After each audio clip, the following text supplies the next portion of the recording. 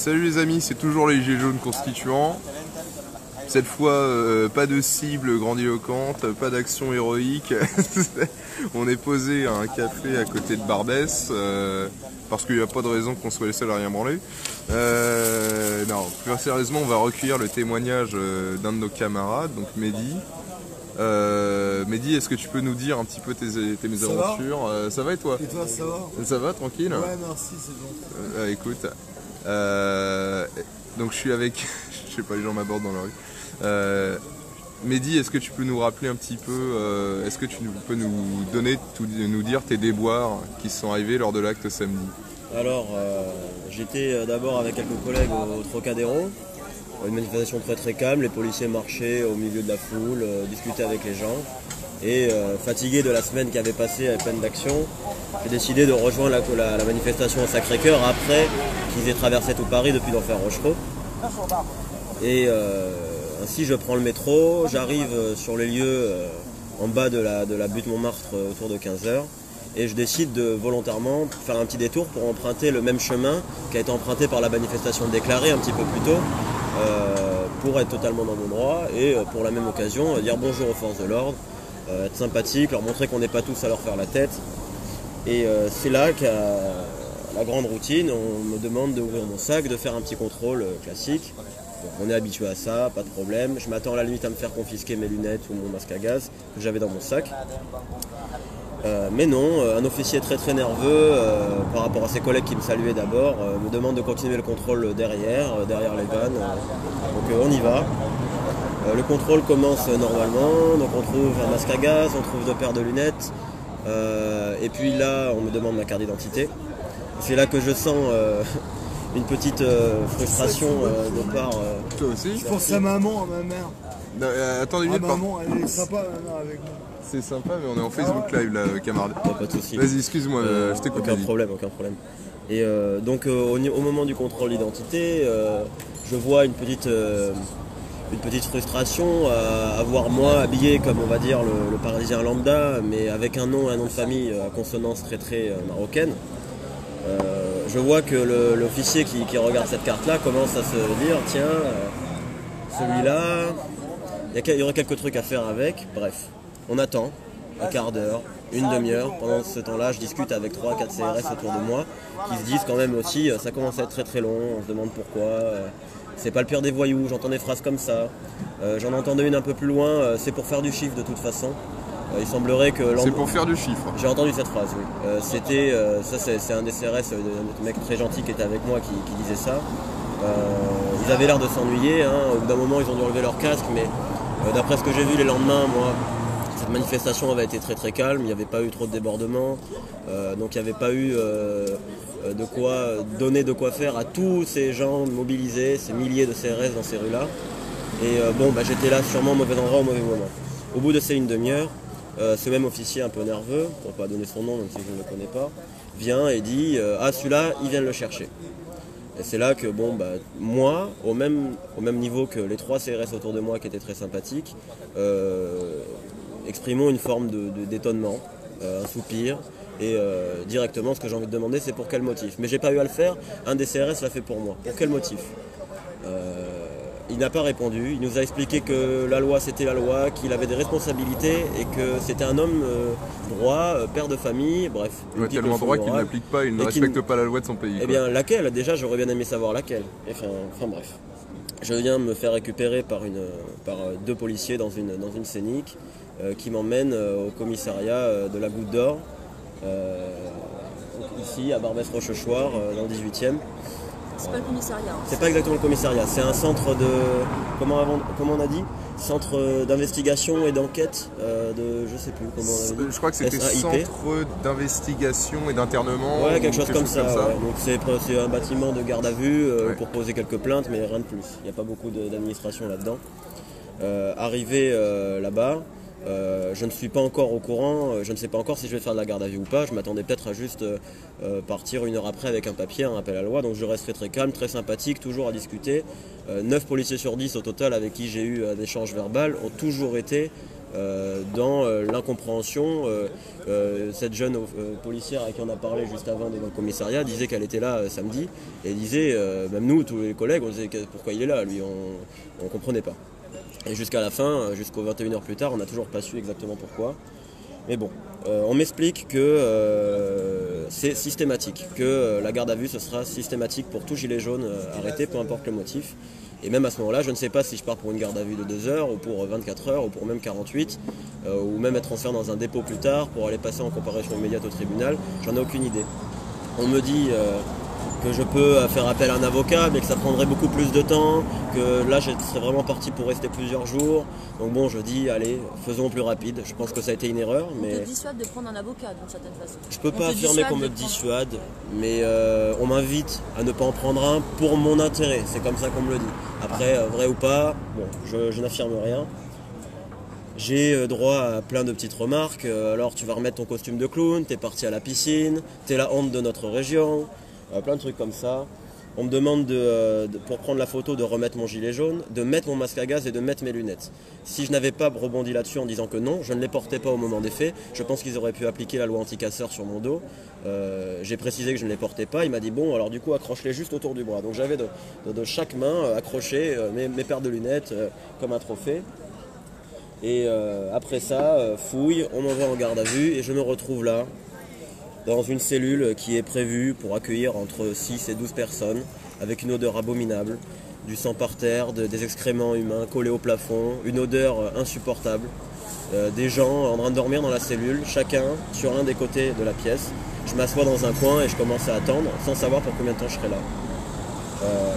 Je demande, dès que quelqu'un passe, si j'ai le droit de prévenir quelqu'un par un numéro de téléphone. On m'explique que j'ai le droit à un seul numéro de téléphone. J'ai demandé du coup de prévenir le numéro de prévenir ma mère pour pas qu'elle s'inquiète. Elle savait que je faisais partie des Gilets jaunes, que j'allais à une manifestation. C'est légitime pour elle de s'imaginer le pire quand son fils ne répond pas après 24 heures. Elle a passé une nuit blanche abominable, a appelé les hôpitaux de Paris, a appelé des commissariats, puisque ces policiers ne l'ont même pas appelé. Alors j'avais le droit à un appel de leur part, mais ils ne l'ont pas fait. C'est totalement gratuit et j'ai trouvé ça vraiment dégueulasse de leur part, mais bon. Dans l'ordre, il s'est passé beaucoup de choses. Après quelques heures dans cette garde à vue, on vient me chercher pour établir mon procès verbal. Dans ce procès verbal, la feuille contient déjà le motif avant de rentrer tous les détails de la journée. Le policier qui me fait faire ce procès verbal est hyper sympathique, les 3 personnes dans son bureau aussi. Il me demande même s'ils ne veulent pas que je mette un peu de musique en arrière-plan, ils sont super sympas.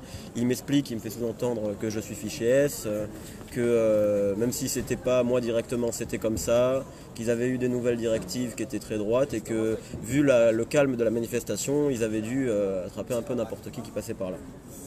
Mon procès verbal a lieu, je précise... Et c'est là, je pense, que j'ai gagné un peu leur sympathie. Je précise que nous, Gilets jaunes constituants, avons marché avec eux au Trocadéro pour leur manifestation contre les suicides policiers, que j'ai été la veille sur la plaque de Xavier Jugelet pour apporter des fleurs. Cette plaque a été vandalisée samedi de l'acte 18. Donc je leur montre bien, et ils le voient bien, que je ne fais pas partie du gilet jaune casseur. On a un collègue constituant qui dit même moi je suis gilet jaune foulard rouge, je suis contre la violence. C'est un petit peu ça, j'ai jamais jeté le moindre caillou. De une, parce que comme nous on le demande de ne pas faire d'amalgame entre le gilet jaune casseur et celui qui ne l'est pas, je ne fais pas l'amalgame entre le mauvais policier et le bon. Et de toute façon je ne vise pas assez bien pour toucher celui dont je suis sûr qui a fait des bavures. Bref, fin du procès verbal, on me ramène en cellule. Je me tourne en boucle pendant des heures, ce qui était sur procès verbal et le motif. Le motif écrit à ce moment-là sur procès verbal, c'est participation à une manifestation violente et non autorisée, attroupement interdit, et c'est tout. Je précise que c'est tout parce que plus tard il y a d'autres choses qui vont s'ajouter. Cet attroupement interdit n'est pas possible puisque j'étais tout seul, et manifestation illégale et non autorisée non plus. Cette manifestation était organisée par Déclat à Manif, un groupe qui est totalement pour la dispersion en fin de manifestation et pour tout déclarer en préfecture. Et j'avais volontairement emprunté la route qui avait été employée par le cortège quelques heures plus tôt, donc pour fonctionner et être volontairement dans la loi. Même si de base j'aurais pu très bien faire le trajet 10 minutes plus court, mais je voulais vraiment être, parce que je savais que c'était une semaine après un acte qui avait été assez violent, je ne voulais pas être dans la provocation par rapport aux forces de l'ordre, je voulais montrer une sympathie et un pacifisme tel que est 90% des personnes qui prennent part à ces rassemblements, et en tout cas celui de samedi. Nous avons donc tous été dans la stupéfaction de voir que 12 heures après, j'étais encore là. Il va se passer quelque chose de bizarre à plusieurs moments. D'abord, ce procès verbal a été fait autour de, c'est difficile pour moi à dire, je vais dire 18 heures. C'était très difficile de savoir l'heure qu'il était. Je ne pouvais même pas savoir s'il faisait jour ou nuit dans la cellule où j'étais. Mais passé 19h10, je sais que c'était 19h10 parce que j'avais demandé l'heure à la personne qui était venue me voir. Il semblait qu'il manquait une question sur mon procès verbal. La question était ridicule, c'était « Quel âge avez-vous » J'ai répondu 20 ans, on m'a fait re-signer le papier. Un collègue en cellule m'a expliqué que le parquet fermait à 19h et qu'en faisant ça, ça renvoyait mon dossier au lendemain matin et ça m'assurait de passer la nuit en garde à vue.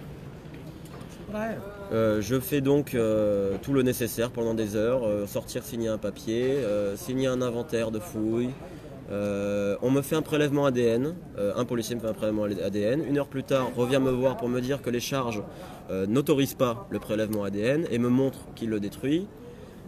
Mais 8 heures plus tard, j'ai eu un autre officier de police qui dit « C'était pas moi la dernière fois, je sais pas comment il a fait, moi je le fais en tout cas, même si je dois le détruire plus tard, je fais le prélèvement, je suis sorti avant qu'il le détruise. » Donc, les charges qui ne autorisaient pas ce prélèvement ADN, la première fois, même si c'est les mêmes charges plus tard, un deuxième prélèvement a eu lieu et lui, il est toujours présent. Je tiens à rappeler que l'ADN, c'est la donnée la plus privée que vous pouviez avoir en tant qu'être humain et citoyen français.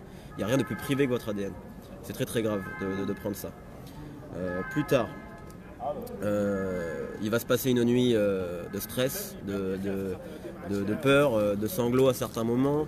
Je suis dans une cellule avec des gens qui sont là pour agression, pour vol. À Barbès-Rochechouart, c'est un quartier extrêmement, on va dire, peu paisible, oui, cosmopolite et peu paisible la nuit. Donc toute la nuit, dans les cellules juxtaposées à la mienne ainsi que celle-là, je vois des allers-retours, des gens être amenés, des gens repartir pour des crimes de toutes sortes, viol, agression, il y a eu un voleur de téléphone, un cambrioleur, il y a eu de tout, ils se battent entre eux dans la cellule, plein de choses comme ça. Tout ce que je me suis dit tout ce temps-là, c'est qu'est-ce que je fais là? Qu'est-ce que je fais là? J'aurais été dans une cellule tout seul, j'aurais pas été aussi choqué, mais là j'étais traité comme un criminel, comme quelqu'un qui a fait le pire des crimes. Alors que ce que j'ai fait, c'est exercer mon devoir, non pas mon droit, mais mon devoir de citoyen français en manifestant. À chaque fois qu'un policier est passé pour nous amener à boire, pour aller aux toilettes, pour nous apporter à manger à certains moments, je leur expliquais ça, je leur demandais quelle était ma charge, je leur demandais s'ils avaient appelé ma mère. À chaque fois, je n'ai pas eu de réponse, mais je pouvais lire dans leur visage et j'ai eu beaucoup de fois, je peux compter une vingtaine, une trentaine de fois où on m'a toujours dit « bon courage à toi, fais attention à toi ». Les policiers me dirent ça quand j'arrivais dans ces cellules, quand je faisais les allers-retours entre l'intérieur et l'extérieur. Le lendemain matin,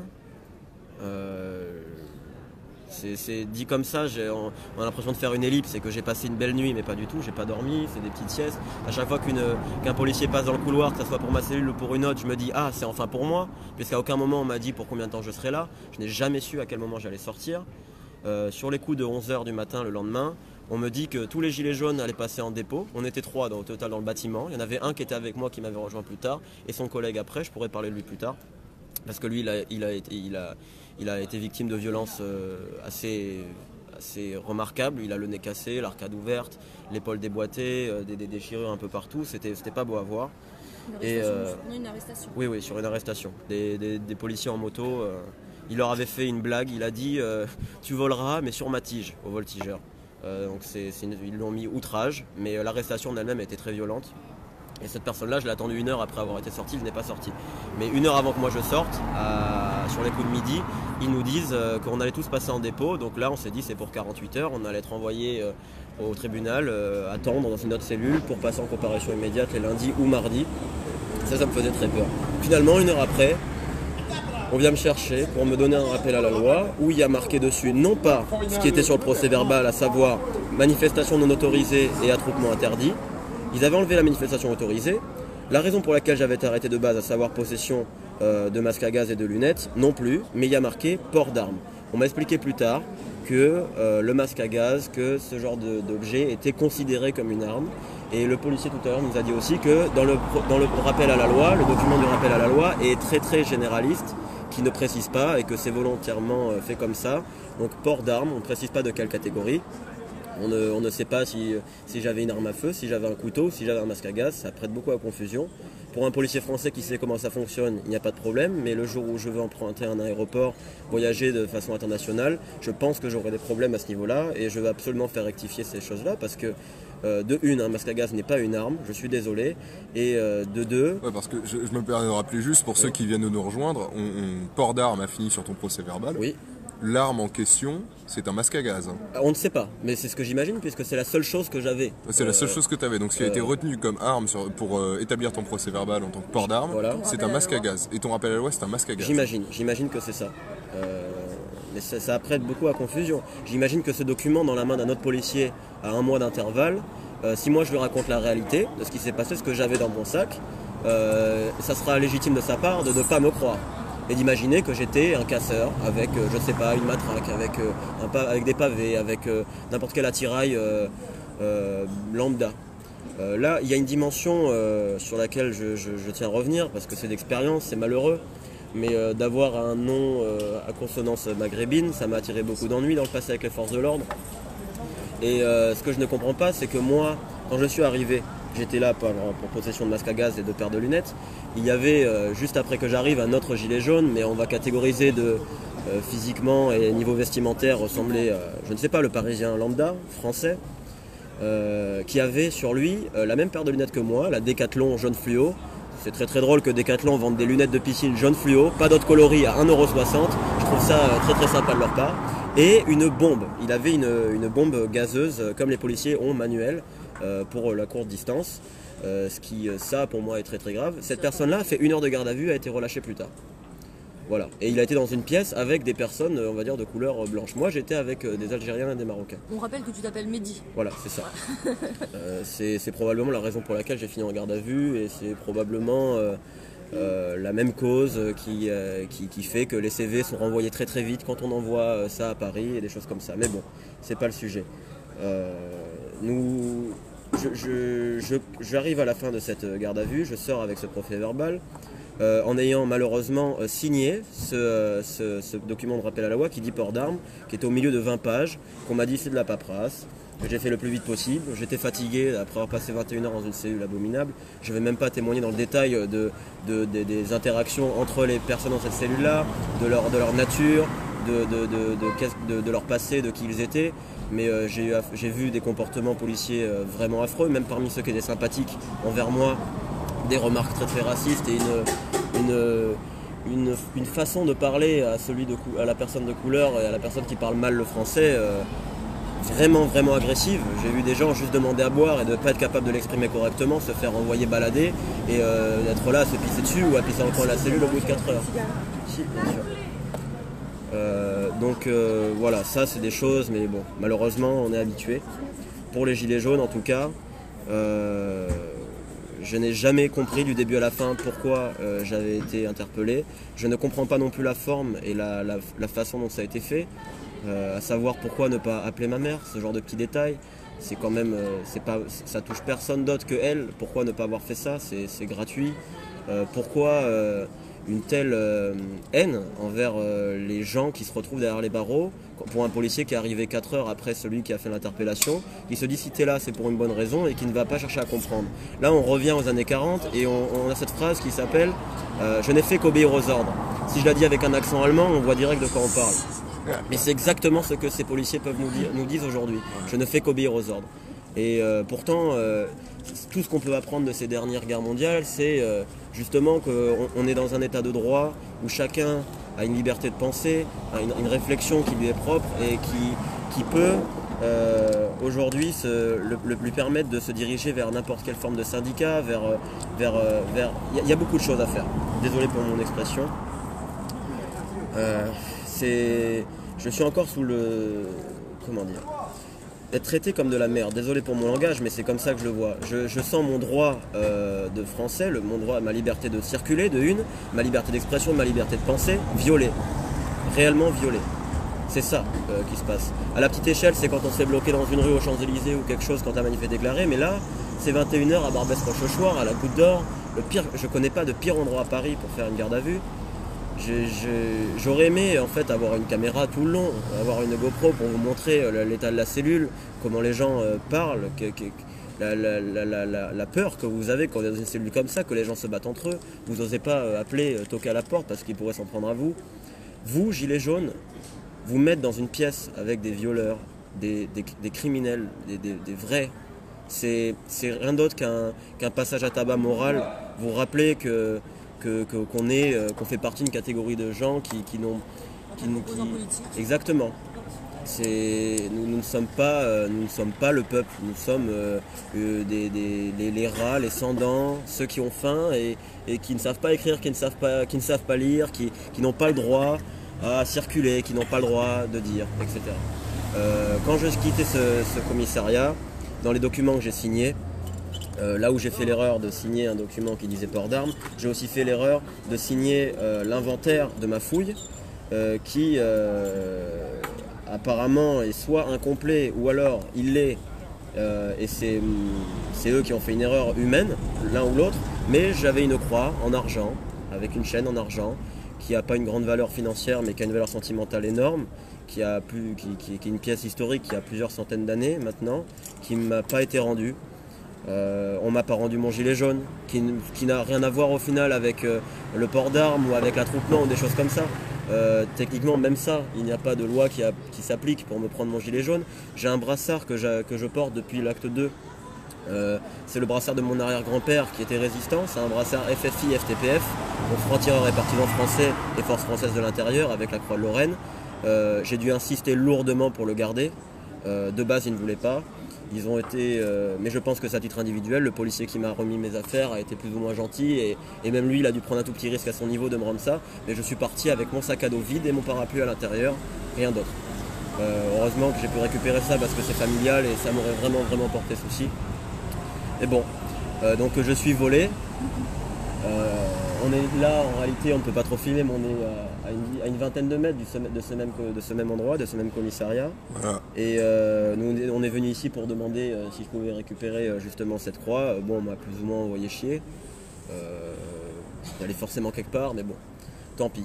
Je peux pas trop revenir dans des détails précis, parce que je ne veux pas prendre le risque d'erroner des choses que j'ai entendues ou des trucs comme ça. La mémoire a des limites.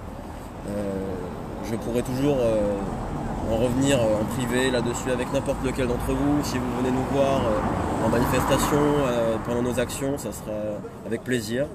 Mais tout ça, tout ce soutien, pourquoi partager, pourquoi diffuser ce truc-là, c'est parce que c'est rien au final. Pour nous, Parisiens, moi la garde à vue que j'ai vécue là, c'est rien du tout. Il y a plein de villes de France qui n'ont pas la chance d'avoir des caméras, qui n'ont pas la chance d'avoir des médias indépendants, qui n'ont pas la chance d'avoir des gilets jaunes constituants qui apportent un soutien, même pour vous donner des avocats, pour vous aider à vous expliquer vos droits, même pour être là quand vous sortez de la garde à vue. Ce genre de soutien, à Paris on a la chance de l'avoir, mais je pense qu'il y a une grande partie du territoire français où beaucoup de gens sont victimes de ça tous les week-ends et même nous là on ne le sait pas, on l'apprendra qu'un mois en retard à chaque fois. Ouais. Et c'est pour ces gens-là qu'il faut absolument que j'insiste sur la diffusion et sur le partage parce que c'est énormément de personnes je pense. Donc les gilets jaunes qui se font arrêter arbitrairement et le petit maghrébin qui se fait arrêter arbitrairement aussi depuis 30 ans, c'est constamment que ça arrive. Ouais, parce que je rappelle que malheureusement c'est loin d'être un cas unique. À Paris comme en France, on se souvient de ce témoignage qui a été donné d'un couple dont le seul crime était apparemment de porter une banderole en faveur du RIC. Leur seul crime, porter une banderole en faveur du RIC et qui ont fini en garde à vue. On se souvient de tout ça. En tout cas, je te remercie pour ton témoignage. Avec plaisir. Rappelons que voilà, c'est pas un cas isolé. Il y a eu depuis le début du mouvement, même en décembre, beaucoup d'arrestations préventives sans motif. Enfin, ça s'est vu. Enfin, là, tu nous donnes ton témoignage, mais c'est presque généralisé sur la France entière, pour tous les gilets jaunes. Il y en a même pour port de masque et tout qui sont passés en comparution immédiate. Bien sûr, beaucoup ont reçu des violences physiques aussi, que moi je n'ai pas eu. J'insiste là-dessus. Là où mon témoignage est intéressant, c'est voir le nombre de policiers qui était dans la compassion par rapport à ce qui m'arrivait, qui me souhaitait bon courage, qui était de tout cœur avec moi, qui ont essayé de me dire là je vais amener un mec un peu bizarre, copine pas avec lui, des trucs comme ça. Tous ne savaient pas pourquoi j'étais là et donc une pensée pour ces forces de l'ordre aussi. D'ailleurs, à ce propos, il y a un article du coup qui est paru le 14 mars de Mediapart qui explique du coup, parce que le préfet de police a demandé du coup aux différents commissariats, aux différents policiers mobilisés sur le terrain, de faire un certain nombre d'arrestations pour montrer que le gouvernement fait bien son travail. Et samedi dernier, la manifestation ayant été très calme, du coup pour rentrer dans les quotas et faire les chiffres demandés, voilà, il faut faire du chiffre, cette phrase. Voilà, ils ont été amenés du coup à arrêter des gilets jaunes qui n'avaient rien fait.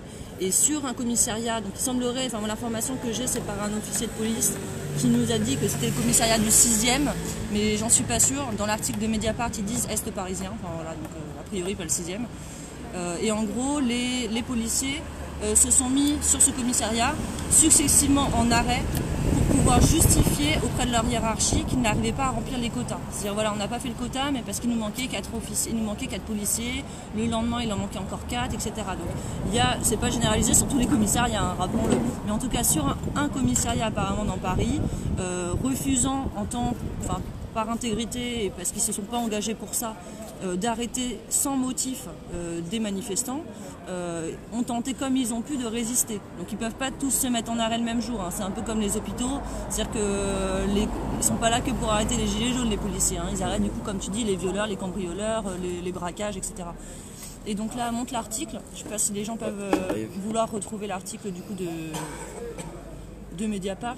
Ouais, parce que regardez les amis, alors du coup voilà l'article de Mediapart en question dont on parlait, qui précise, en effet vous pouvez le trouver, il est toujours disponible sur internet, hein. Oui, bien sûr. Donc sur le site de Mediapart directement, qui précise et qui rend les témoignages de policiers, je crois, qui prouve que finalement il y a des quotas d'arrestation qui ont été demandés par jour et que du coup il y a des manifestants, des personnes liées à la manifestation qui sont susceptibles d'être arrêtés sur aucun autre motif que pour faire du chiffre, que pour...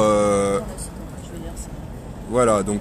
6 officiers de police judiciaire, OPJ, sur la totalité du service, donc c'est plus que ce que je pensais de leur commissariat parisien, ont en février, pendant plus d'1 mois, interrompu leurs activités pour protester contre les instructions liberticides que leur imposait leur hiérarchie, notamment lors des manifestations Gilets jaunes. Ils se sont mis, donc certains, en arrêt maladie et certains le sont encore aujourd'hui.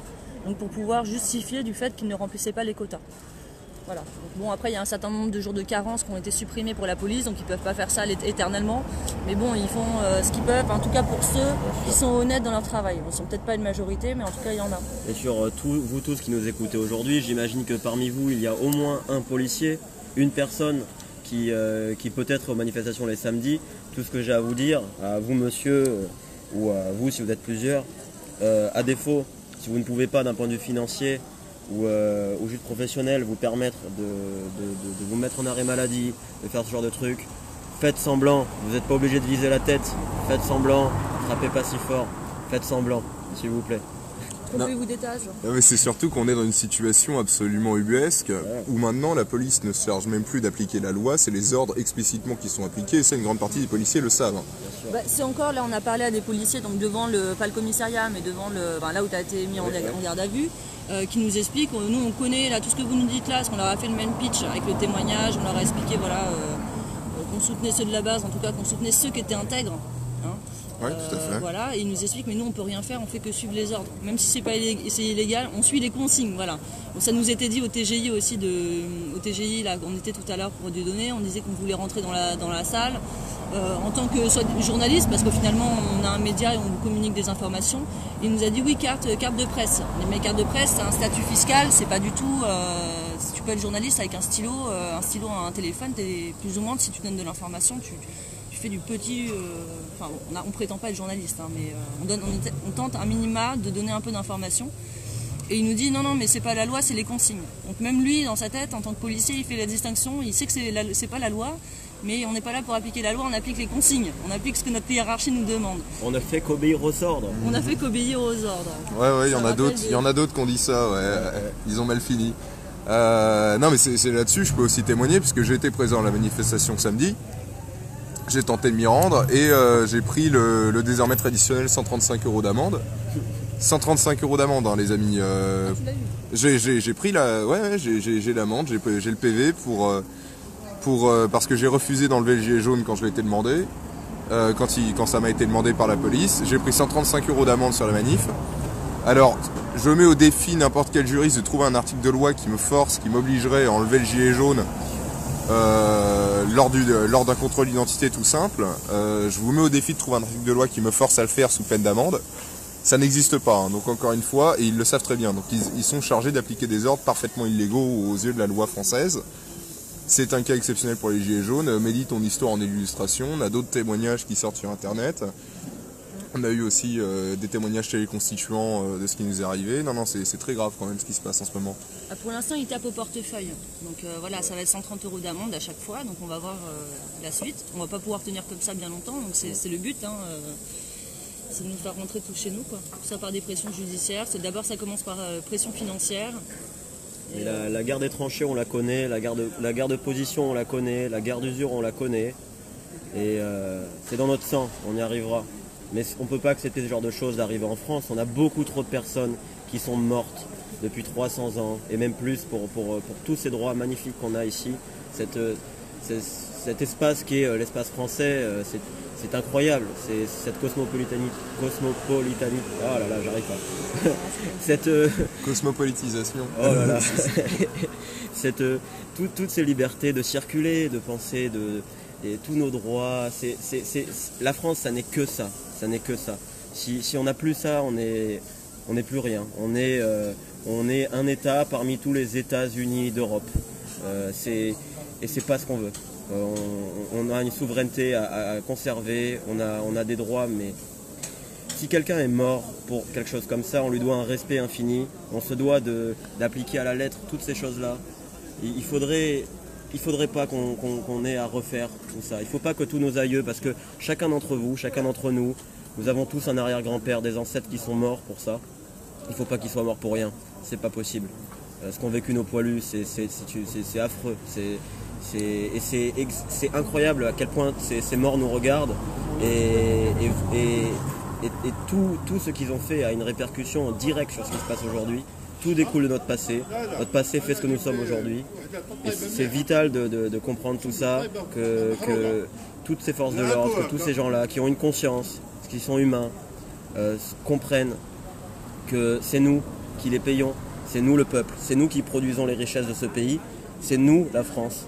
La France, c'est pas des idées, c'est pas quelques riches, c'est toute une culture, c'est toute une religion du droit et comment dire, de la liberté, quoi. De la liberté, merde. La liberté, c'est pas indivisible.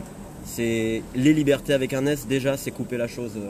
C'est pas possible. La liberté est indivisible. Et se faire arrêter, se faire mettre en garde à vue pour exercer son droit de manifestant, c'est incroyable. Je tiens à rappeler l'article 35 de notre Constitution. Si le gouvernement viole les droits du peuple, le soulèvement, l'insurrection par le peuple et pour toutes les portions du peuple est le plus sacré des droits et le plus fondamental des devoirs. Le plus fondamental des devoirs. C'est pas seulement un droit, c'est un devoir. C'est une discussion qu'on avait plus ou moins avec les policiers tout à l'heure là devant le commissariat, qui n'est pas un commissariat, en leur disant voilà les gars, on a quand même une mafia au pouvoir. Là, il y a des gens quand même dans ce pays qui sont au-dessus des lois, et même eux nous disaient mais qu'est-ce qu'on fait? Comment on fait? Je dis bah écoute, nous on est dans la rue, on essaye là, depuis ça fait 4 mois qu'on y est, et le seul moyen, donc c'est ce qu'on essaie de leur dire à chaque fois, c'est ralliez-nous quoi. Si tu disais s'il y a des policiers qui nous écoutent, c'est pas possible autrement. Alors effectivement, un policier qui poserait le bouclier, il risque pas simplement de perdre son boulot sans solde, il risque aussi le pénal.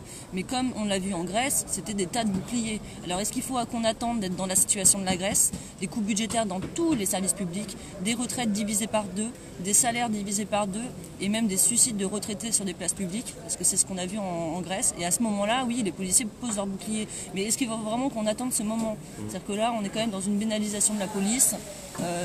La loi ne s'applique plus, hein, on est passé dans des... ou alors même on légifère sur des lois liberticides, voilà, tout se passe comme prévu, tout va bien en France, dans le meilleur des mondes, vive la démocratie.